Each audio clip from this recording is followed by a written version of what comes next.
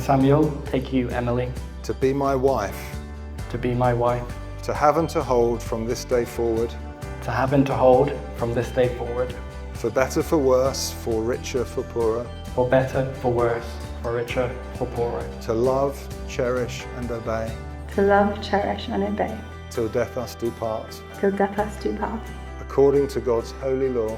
according to God's holy law. In the presence of God, I make this vow. In the presence of God, I make this vow.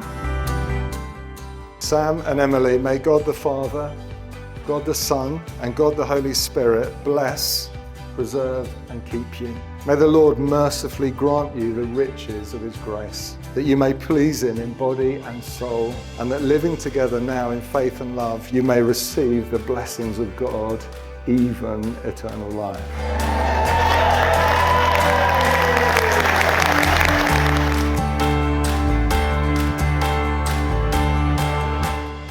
You are the most joyous and selfless person I know.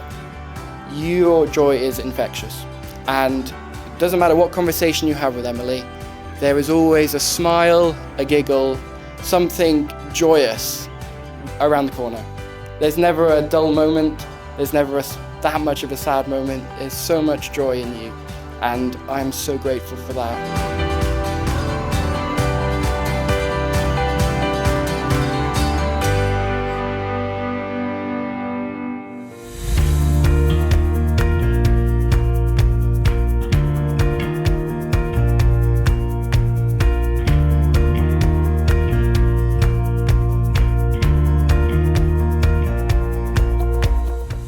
Seeing your relationship with Samuel grow and thrive, even from afar in Glasgow, has been a joy, and it's been a blessing and a privilege. You love each other so well, with such care and such grace, and I know that Samuel is actually obsessed with you, maybe even more than cars on some days.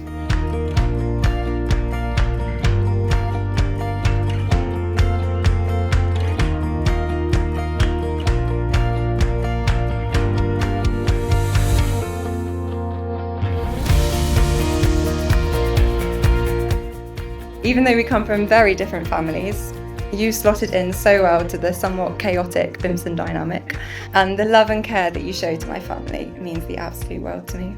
I love you so much, Sam, and I'm so proud to now call myself your wife.